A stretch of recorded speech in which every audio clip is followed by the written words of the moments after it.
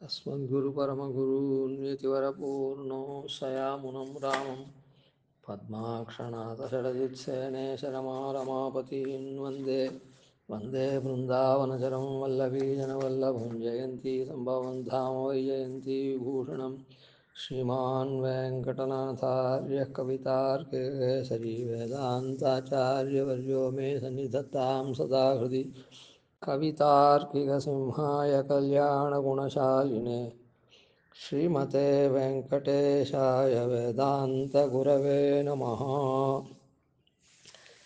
இந்த கவிதார்க்கிக சிம்ஹாயன்றதுனால பரத்வத்தையும் கல்யாண குணசாலினேன்றதுனால சௌலபியத்தையும் கொண்டவர் சுவாமி தேசிகன். சுவாமி தேசிகனே பரத்துவம் சௌலபியமும் சேர்ந்த குணங்களை கொண்ட ஆச்சாரியனை நாம் அடையணும் அப்படின்னு சொல்லியிருக்க ஞாசவம்ச ஸ்லோகத்தில் சௌலபியத்தில் கடைசியாக இருக்கக்கூடிய 2 குணங்கள் அதை அனுபவிக்கணும். ஸ்காலித்யே சாசிதாரம் ஸ்வபரஹிதபரம் தேசிகம் பூஷ்ணுரிப்சேத். ஸ்காலித்யே சாசிதாரம். ஸ்காலித்யே அப்படின்னு சொன்னால் நமக்கு ஸ்கலனம் தவறு ஏற்படும் போது அதை கண்டித்து திருத்தக்கூடியவனாக இருக்கணும், கண்டிக்கிறவனாக இருக்கணும். ஆச்சாரியனுடைய குணம் சிஷ்யன் எதையோ பண்ணிட்டு போகிறான் அப்படின்னு இருக்கக்கூடாது. ஸ்காலித்தே சாசிதாரம், சாசிதா, அதை அவனை நியமிக்கணும். இது தப்பு, இப்படி பண்ணணும் அப்படின்னு, இதம்மா குரு இதம் குரு அப்படின்னு அவனை நியமித்து பண்ணணும். அது ஆச்சாரியனுக்கு ரொம்ப முக்கியமான குணம்.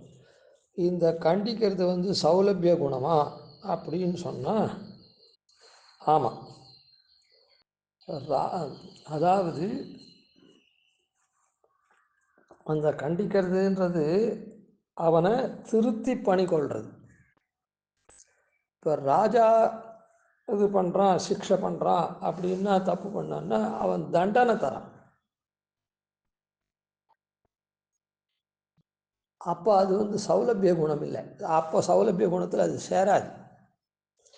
ஆச்சாரியன் சிக்ஷிக்கிறது அப்படி இல்லை.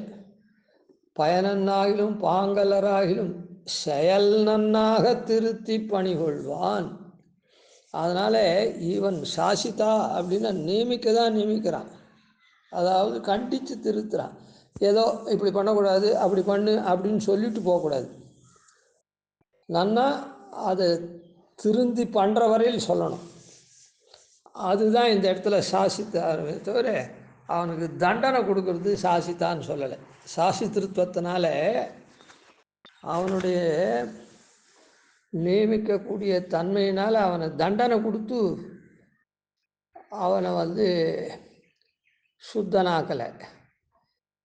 அவனுடைய செயலை திருத்தி அவனை சுத்தனாக்கலை. அதனால் இது சௌலபிய குணத்தில் சேர்ந்தது. ராஜா சிக்ஷிச்சு அவனுடைய பாபத்தை போக்கி சுத்தனாக்கிறான். இவர் இவனுடைய தவறை கண்டித்து நேர் வழியில் நடக்கும்படி பண்ணி இவனை சுத்தனாக்கிறார். அதனால் இது சௌலபியத்தில் சேர்ந்தது. ராஜாவது கடினமான தன்மையில் சேர்ந்தது. அதாவது அவன் நிர்வாகனாக இருந்து அந்த மாதிரி பண்ணுறதுனால சிக்ஷை பண்ணக்கூடியது. அது வேற, இது வேற. ரெண்டும் ஒரே காரியமாக இருந்தாலும் அவன் சிக்ஷை கொடுத்து அவனை நிரபராதியாக்குறான். இவருடைய செயலை நன்னா திருத்துறார். அல்லாததை நிறுத்தி நல்வழியில் நடக்கும்படி பண்ணுறார். அதனால் இது சௌலபிய குணத்தில் சேர்ந்தது. ஸ்காலித்யே சாசிதாரம். இந்த இடத்துல வரைச்சே சில சமயத்தில் ஆச்சாரியால் திருச்சே ரொம்ப இப்போ சொன்னமே கடினமான வார்த்தைகளை சொல்லி திருத்துறார். அப்போ அந்த இடத்துல நாம் எப்படி எடுத்துக்கணும் அதை அப்படின்னு சொன்னால், நம்முடைய பாபமும் அதில் கலந்து இருக்கிறதுனால நாம் பண்ணின தப்புல பாபத்தினால தான் தப்பு பண்ணுறோம். அந்த பாபம் குரூரமாக இருக்கிறதுனால கொஞ்சம் குரூரமான வார்த்தைகளை ஆச்சாரியன் சொல்லி அந்த பாபத்தையும் கழிக்கிறார் அப்படின்னு அர்த்தமே தவிர ஆச்சாரியன் கடினமாக இருக்கார் அப்படின்னு சொல்லக்கூடாது. ஆச்சாரியால் கிருபையா நிஸ்பிருகோ வதேத் அப்படின்னு கிருபையினால அவ சொல்லக்கூடியவாளாக இருக்கா. அதே போல் நிஸ்பிருகாலாக இருக்கா, அதாவது தனக்கு எந்த ஆதாயமும் தேடாமல். அதனால் ரெண்டு, கிருபையா நிஸ்பிருகா வதேத். அவளுடைய கருணையினாலே ஸ்பிருக்கு இல்லாமல் நம்ம இடத்துல உபதேசம் தான் பண்ணுறோம். அப்போது கடினமாக சொல்கிறா அப்படின்னு சொன்னால், இந்த தப்பு நாம் பண்ணமே, அந்த தவறுக்கு காரணமான பாபம் நிறைய இருக்குது. அதனால் அந்த பாபமும் கழியணும். இப்போ திருத்திட்டா கூட அந்த பாப வாசனை இருந்ததுன்னா மறுபடியும் அந்த தவறை பண்ணுவோம். அதனால் அந்த பாபத்தை கொஞ்சம் க்ரூரமாக நம்ம இடத்துல சொல்லி கழிக்கிறேன். அது க்ரூரமாக சொன்னால்னா அந்த மாதிரி இதுக்கு மூல காரணமாக இருக்கிற பாபம் இன்னும் இருக்குது. இந்த இப்போ தப்பு பண்ணதை மாத்திரம் அது பண்ணி வைக்கல அந்த பாபம். மறுபடியும் அதே தப்பை பண்ணுற மாதிரி பண்ணக்கூடிய பாப்பம் அங்கே நம்ம இடத்துல இருக்குதுன்னு அர்த்தம். அதனால தான் பெருமாள் என்ன பண்ணுறான், அந்த ஆச்சாரியனை கொஞ்சம் கடினமாக இருந்து அதாவது வையரான்னு வச்சுக்கோம். லோக ரீதியில் வச்சு நம்ம திருத்துறா. இப்படி பண்ணக்கூடாதுன்னு சொல்லலாம், இப்படி பண்ணுன்னு சொல்லலாம், அதுவே போகிறோம். திருத்துறதுன்னா இப்படியெல்லாம் பண்ணாத, அப்படி பண்ணு அப்படின்னு சொல்லலாம். இல்லைன்னா கொஞ்சம் விஷா மாதிரி பண்ணாக்கா வயதுலாம் பண்ணால் என்ன அர்த்தம்னா, இதுக்கு காரணமாக இருக்கக்கூடிய பாப்பம் நம்ம இடத்துல அதிகமாக இருக்குது. அது இப்போ ஒரு தடவை தப்பு பண்ண வச்சது, அப்புறம் இன்னும் கொஞ்சம் நாளைக்கு கழித்து மறுபடியும் தப்பு பண்ண வைக்கும். அதனால் எம்பெருமான் என்ன பண்ணுறான், இந்த சிக்ஷையும் போது மறுபடியும் அந்த தப்பு வராதபடி அந்த பாப்பம் அடியே இருக்கணுமோ இல்லை, அந்த பாப்பத்தை களையிறதுக்காக அதுக்காக கொஞ்சம் க்ரூரமாக சொல்கிறார் அப்படின்னு எடுத்துட்டு ஆச்சாரியன் இடத்துல மனுஷ புத்தி பண்ணக்கூடாது. இவரும் நம்ம போல தான் வெய்யறார், இவரும் நம்ம போல தானே மனுஷன் அப்படின்னு நினைக்கக்கூடாது. ஆச்சாரியன் இடத்துல மனுஷ புத்தியும், பெருமாள் இடத்துல என்ன இது செப்பு விற்கிறேன் தானே, இதுனா தங்க விற்கிறோம், இது ஐயோ இந்த இடத்த ரொம்ப ஜாக்கிரதையாக இது பண்ணணும், இது வெள்ளி விற்கிறோம், இதுனா வெறும் செப்பு விற்கிறோம் அப்படின்னு சொல்லக்கூடாது. லோகத்துவ புத்தி பண்ணக்கூடாது பெருமாள் இடத்துல. ஆச்சாரியன் இடத்துல மனுஷத்துவ புத்தி பண்ணக்கூடாது அப்படின்னு சாஸ்திரம். அப்படி பண்ணால் அது நரகத்தை விளைவிக்கும் அப்படின்னு. அதனால் நரகத்தை விளைவிக்கும்னா அவ்வளோ பெரிய கொட்டிய பாப்பத்தை பண்ணுற மாதிரி ஆகிடும். அப்புறம் அதுக்கு லகுர் தண்ட பிரபன்னசேன்னு பெருமாள் எதை கொடுத்தாலும் அதெல்லாம் நாம் அனுபவிச்சாகணும். சரி, ஸ்காலித்யே சாசிதாரம் ஸ்வபரஹிதபரம், அதாவது தனக்கும் பிறராக இருக்கு, தன்னை காட்டிலும் வேறாக இருக்கிற சிஷ்யனுக்கும் ஹிதபரம் நலத்தை நாடக்கூடியவனாகவே இருப்பான். ஹிதபரமாகவே காரியம் பண்ணுவான். அதாவது ஹிதம்னா நன்மையை விரும்பியே அவருடைய காரியம் இருக்குமே தவிர, சில பேர் என்ன பண்ணுப்போ, ஒரு உதாரணத்துக்கு சொல்கிறேன், நாம் பட்னியாக இருந்தாலும் விருந்தோம்பணும் அப்படின்னு சொல்லிச்சு, நமக்கு அந்த இடத்துல என்ன ஆகுது, நாம் கஷ்டப்படுறோம், விருந்தாளியை அதித்தியை பூஜிக்கிறோம். அப்போ அந்த இடத்துல நமக்கு அதுக்கு நாம் பசியாக இருக்குது, பசியினால் வாடுறோம், கஷ்டப்படுறோம், அது அப்படி தான் பண்ணணும், அதில் ஒன்றும் சந்தேகம் இல்லை. ஆன மாதிரி ஆச்சாரியனுடைய காரியம் இருக்குமா அப்படின்னா இல்லை. ஸ்வபர ஹிதபரம், அதாவது தனக்கும் நன்மையாக இருக்கணும், தன்னை காட்டிலும் வேறா இருக்கு தன்னை அண்டின சிஷ்யனும் நன்னா இருக்கணும், அதுக்கு மாதிரியான காரியத்தை பண்ணுவார். அப்படின்னா என்ன அர்த்தம்னா, சிஷ்யனை நீ ஏதோ சந்தியாவந்தத்தை விடாத பண்ணு, போகிறோம் 10 காயத்ரி பண்ணு, ஏதோ ஒன்று விட்டுவிடாத, ராத்திரி ஆஃபீஸுக்குள்ள சாயங்காலம் அங்கே டின்னர் அப்படின்னு சாப்பிட்டுட்டேன்னா கூட ராத்திரி 11 மணிக்கு ஆற்றுக்கு படுத்துப்பியோ இல்லை, அப்போவாவது சந்தியாவந்தத்தை பண்ணிவிட்டு படுத்துக்கோ. நம்ம தான் சாப்பிட்டுட்டுமே ராத்திரி, ஏன் சந்தியாவந்தம் எப்படி பண்ணுறது அப்படி இப்படின்னு நினச்சிட்டு விட்டுறாதே. விடுறத காட்டிலும் பண்ணுறது அகாலமாக இருந்தாலும் சாட்டாக விட்டா இருந்தாலும் பண்ணுறது ரொம்ப சரி அப்படின்னு சொல்கிறார். அப்படின்னா உடனே நமக்கு சொன்னால் போலேயே அவரும் வந்து சாப்பிட்டுட்டு அது பண்ணி இது பண்ணி வேலை கட்ட வேலையில் 10 காயத்ரி ஏதோ பண்ணி அப்படிலாம் இல்லை. தனக்கு எவ்வளோ அனுஷ்டானமோ அந்த அனுஷ்டானத்தை பண்ணுறது, இவனால் என்ன முடியுமோ அந்த அனுஷ்டானத்தை சொல்லி இவனுக்கு பண்ணார். அதனால் இவனோடு சேர்ந்துட்டு அவரும் சேர்ந்து இப்போ 2 பேருமே ஒரு இடத்துக்கு போகிறான்னு வச்சுப்போம். ஆச்சாரியன் சிஷ்யனும் ஒரு ஊருக்கு போகிறா.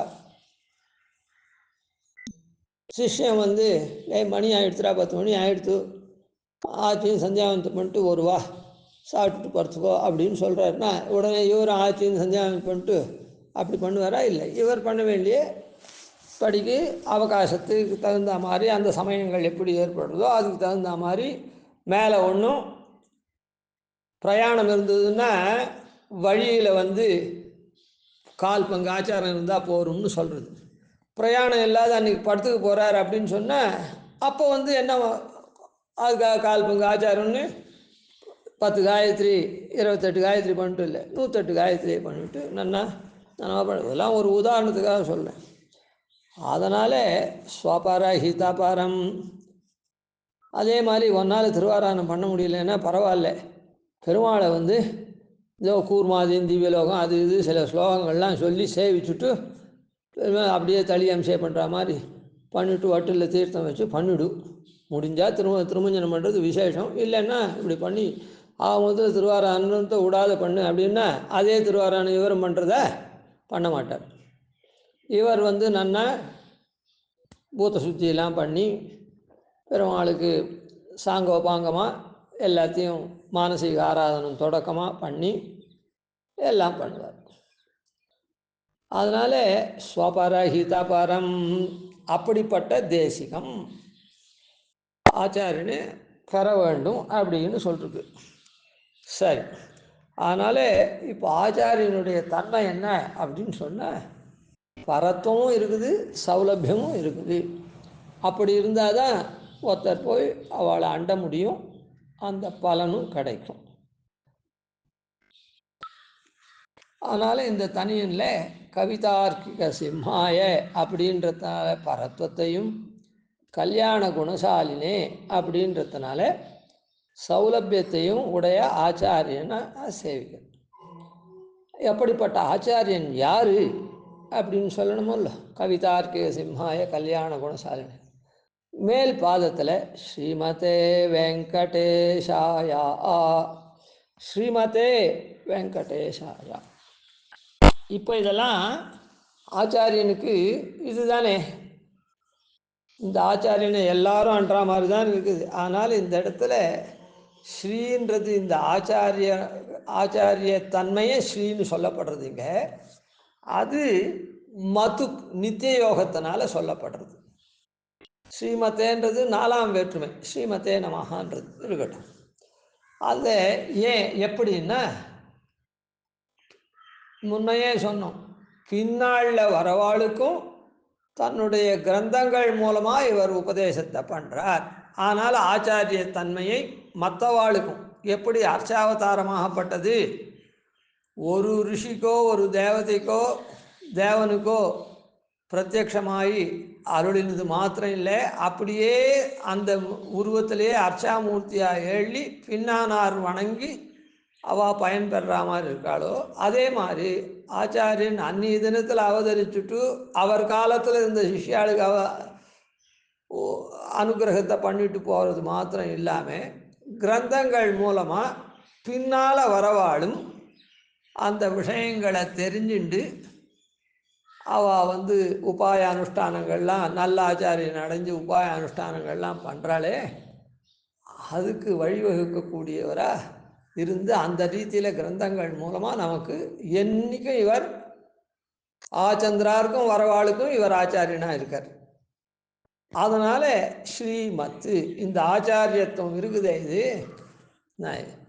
சாதாரண ஆச்சாரியர் கூட ஸ்ரீமன்னு சொல்லலாம், எப்படி ஸ்ரீமான்னு சொல்லலாம். எப்படின்னா நமக்கு அவர் ஆச்சாரியன். இன்றைக்கி இது ஏற்கனவே சொல்லிட்டோம், அதான் மறுபடியும் ஞாபகப்படுத்தும். இன்றைக்கி நமக்கு ஆச்சாரியனானது இத்தோடு போகிறது இல்லை. நாம் திருநாட்டுக்கு போனாலும் அங்கேயும் இவரை முன்னிட்டு தான் இங்கே திருவடியை பெருமாள் திருவடியை பற்றின மாதிரி அங்கே போய் பெருமாள் திருவடியை கைங்கறி மண்டபம் வரும். அதனால் நம்ம ஆச்சாரியனுக்கு கூட ஸ்ரீமான்னு சொல்லலாம், அது தப்பு இல்லை. ஆனால் இந்த இடத்துல இது இப்படி பல பேருக்கும் பின்னாளில் வரக்கூடியவாளுக்கும் கிரந்த ரூபேண ஆச்சாரியமாக இருக்கிறதுனால ஆச்சாரியனாக இருக்கிறதுனால அந்த நித்திய யோகத்தை சொல்கிறது. ஸ்ரீமதே யார் இவர் அப்படின்னா வெங்கடேஷாயா. வெங்கடேசன், வெங்கடேசன்னா வேம்னா பாப்பத்தை போக்கக்கூடிய கடகா வெங்கடா ஈசன். அந்த வெங்கடத்தை தான் அப்படி இருக்கு. அதனால் வெங்கடேசன்னா திருவேங்கடமுடியானுக்கு பேர். அதான் பாபத்தை போக்கடிக்கக்கூடிய வெங்கடராகவும் ஈசனாகவும் இருக்கார். நமக்கெல்லாம் பாபத்தை போக்கடிக்கிறாகவும் அப்படியே நியமிக்கிறவராகவும் நல்வழியில் நியமிக்கிறவராகவும் இருக்கார். ஏன்னா இந்த கிரந்தங்கள்லாம் பண்ணி நமக்கு அஜானத்தையும் போக்குறார். இந்த கிரந்தங்கள் மூலமாக நமக்கு நியமித்து எம்பெருமான் திருவடியில் சரணாகதி பண்ணும்படியாக தூண்டுறார். அதனால் நம்முடைய பாபத்தையும் போக்குறார், ஈசனாக இருந்து நியமிக்கவும் நியமிக்கிறார். அதனால் வெங்கடேஷா, வெங்கடேஷா என்பது சதுர்த்தி, வெங்கடேஷன்ற திருநாமம். சரி, அதுக்கப்புறம் வேதாந்த குரவேணுமா இருக்குது. இப்போ ஸ்ரீமதே வெங்கடேஷாய வரையில் சேவிக்கு இருக்கும். நாளைக்கு மேலே தொடரும். கவிதார்க்கிக சிம்மாய கல்யாண குணசாலினே ஸ்ரீமதே வெங்கடேஷாய வேதாந்த குரவே நமः.